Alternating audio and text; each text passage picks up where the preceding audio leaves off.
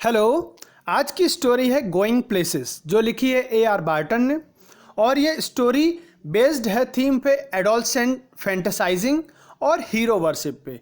कैसे टीनेजर जो बच्चे होते हैं वो अपनी एक डे ड्रीमिंग में रहते हैं, उसकी कहानी है। तो शुरू करते हैं हम स्टोरी को। सबसे पहले कैरेक्टर्स। सोफ़ी एक एम्बिशियस लड़की है, लोअर मिडिल क्लास की, और वो हमेशा डे ड्रीमिंग में रहती है। उसकी फ्रेंड है जेंसी, जो बहुत ही प्रैक्टिकल है। डैनी कैसी एक टैलेंटेड फुटबॉलर है और वहाँ का लोकल हीरो है, और सोफ़ी बहुत ज़्यादा पसंद करती है इसे। उसके बाद जॉफ, जो उसका भाई है सोफ़ी का, हार्ड वर्किंग है और एंथुजियास्ट और कॉन्फिडेंट है। और सोफ़ी के फादर, जो सोफ़ी के मतलब बहुत हार्ड वर्किंग है और सोफ़ी की डे ड्रीमिंग इनको पसंद नहीं है। तो शुरू करते हैं हम हमारी कहानी। अगर चैनल आपने सब्सक्राइब ना किया हो तो ज़रूर कर दीजिए, जिससे आपको फर्दर वीडियोस मिलते रहें। उसके लिए आइकॉन बेल भी प्रेस कर दीजिए। तो कहानी शुरू होती है Sophie as a day dreamer. Sophie और जेंसी जब स्कूल से वापस आ रही होती है, तब वो जेंसी से कहती है कि वो अपना एक बुटीक खोलेगी जब स्कूल ख़त्म हो जाएगा। तो जेंसी उससे बहुत कहती है कि इस तरह से डे ड्रीमिंग से कुछ नहीं होता है, हमें समझना होगा, इसके लिए बहुत सारा पैसा चाहिए।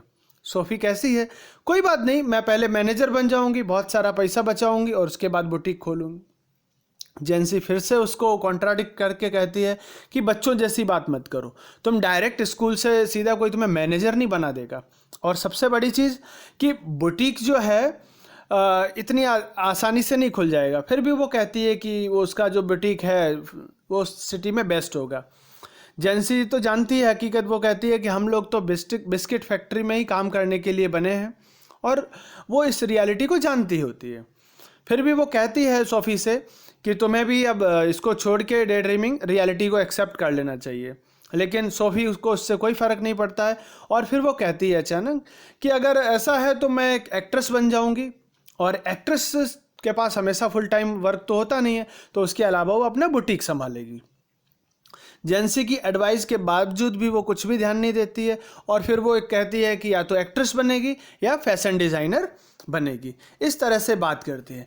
तभी वो घर पे पहुंचते हैं, और उस समय भी वो बोल ही रही होती है।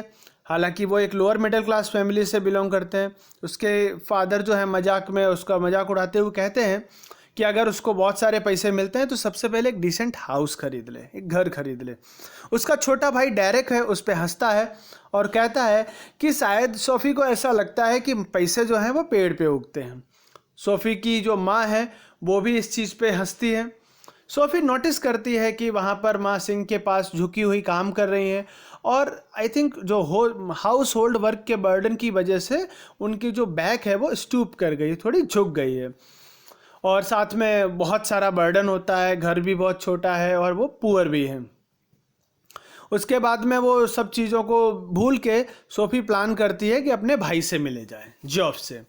जॉफ जो है वो अपनी मोटरसाइकिल का कुछ काम कर रहा है नेक्स्ट रूम में, और 3 साल हो चुके हैं उसको कॉलेज छोड़े हुए, और अभी वो अप्रेंटिस के तौर पे अप्रेंटिस मैकेनिक पे काम कर रहा है। और सोफ़ी को बहुत ज़्यादा फैसिनेट करती है, मतलब सोफ़ी फैसिनेट होती है अपने भाई की लाइफ के, कि ये बहुत घूमता है, एक अलग ही, तो वो चाहती है कि उसका भाई उसको भी घुमाए, जहाँ जाता है एक्सपीरियंस लेता है। और उसको एक चीज़ बुरी लगती है, वो बहुत कम बोलता है। जॉफ जो है ग्रोन अप हो चुका है और वो अब कम बोलता है। सोफ़ी को इस चीज़ से जलन होती है। वो जो जॉफ के वर्ल्ड में फैसिनेट करना चाहती है, जो उसके लिए अननोन है, वो जानना चाहती है उसके बारे में। और वो चाहती है कि ब्रदर जो है उसको बताए वो सब चीज़ें, कि कैसे क्या होंगे, कहाँ अननोन प्लेसेस पे जाता है। और वो इस तरह की भी इमेजिन करती है कि वो उसके भाई के साथ जाती है बाइक पे बैठ के, और जो अननोन वर्ल्ड है उसको जानती है। तो इस तरह से चीज़ें होती हैं। तभी वो बताती है सोफ़ी जॉफ को कि वो डैनी कैसी से मिली थी, जो एक आयरिश स्पोर्ट्स प्लेयर है, और एर्केड में, जहाँ पर जॉफ को भरोसा नहीं होता है, क्योंकि उसको पता है कि ये डे ड्रीमर है, इसी तरह से बोलती है। तो उसको वो प्रूव करने के लिए कहती है कि जब वो शॉपिंग पे विंडो शॉपिंग के लिए गई थी तो एट रॉयस वहाँ मिली, और बताती है पूरा डिस्क्राइब करती है कैसी के बारे में। और वो साथ में बोलती है, प्रॉमिस भी लेती है कि किसी को बताए नहीं कि वो मिली थी। एक एनकाउंटर था, एक सडन एनकाउंटर, और वो चाहती थी कि अपने छोटे भाई डेरेक के लिए ऑटोग्राफ लेना, लेकिन दोनों में से किसी के पास ना पेन था ना पेपर था। कैसी और वो मतलब बातें करने लगते हैं क्लोथ्स की, रोएसिस की। वो डिसाइड कर, फिर वो बोलती है कि नेक्स्ट वीक वो फिर से मिलने वाला है और ऑटोग्राफ देगा। जियोफ उसकी बात पे बिलीव नहीं करता है, और साथ में वो उसको बताती भी है उसके फिजिकल अपीयरेंस के बारे में कि वो कैसा दिखता है।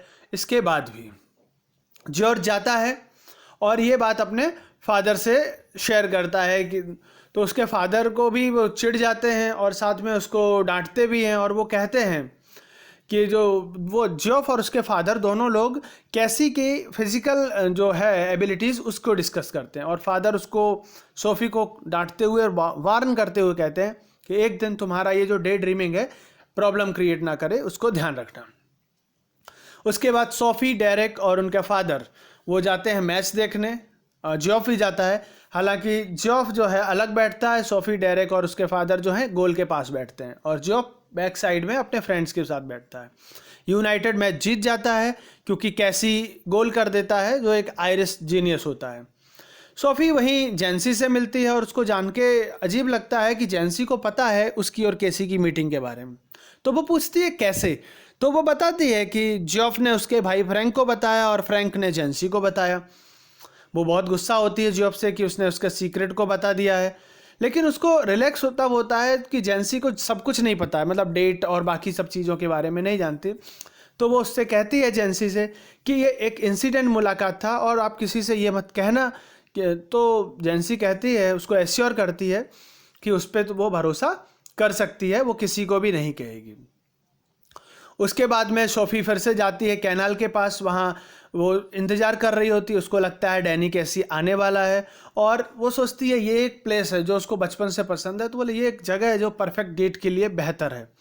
इंतज़ार करते करते उसको लगता है रिवर के पास ही कि शायद वो आएगी, मतलब डैनी कैसी आएगा या नहीं, और अपने डे ड्रीमिंग और रियलिटी के बीच बैलेंस करने की कोशिश करती है। हालांकि वो नहीं आता है। इस चीज़ से सोफ़ी बहुत दुखी होती है और उसको ऐसा लगता है कि वो अपने घर वालों को क्या कहेगी। जियोफ भी डिसअपॉइंट होगा और भी लोग उसके ऊपर डाउट करेंगे, क्योंकि उसके ऊपर कोई फेथ ही नहीं करेगा अगर वो इस तरह की बिना उसके जाएगी। लेकिन फिर भी वो अपनी डे ड्रीमिंग को नहीं छोड़ती है, भले ही उसके जो पूरे ड्रीम हैं वो शटर हो जाते हैं। फिर क्या होता है, सोफ़ी फिर से एक बार मीटिंग का प्लान करती है एट ट्रोयस, और वो बोलती है ऑटोग्राफ के लिए, लेकिन फिर भी उनके पास, ये सिर्फ डे ड्रीमिंग है कि फिर भी उनके पास पेन नहीं होते हैं, और वो उसके फिजिकल अपीयरेंस को इमेजिन करती है। हालांकि वो फेल हो जाती है डिफरेंशिएट करने में उसका ड्रीमिंग लाइफ और रियलिटी में। वो कांस्टेंट वेट करती रहती है आर्केड में लंबे समय तक, और याद करती है कैसी की सॉफ्ट मेलोडियस वॉइस को, और साथ में उसकी शाइनिंग आइज़ को।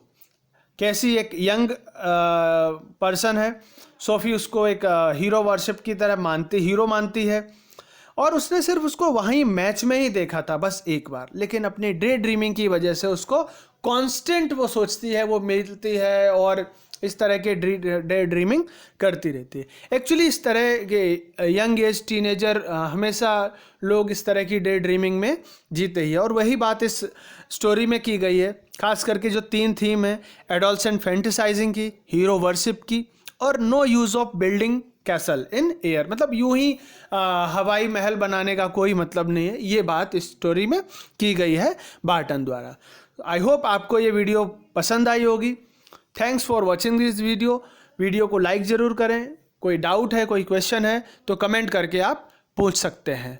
Thank you so much and don't forget to subscribe the channel. Thank you so much.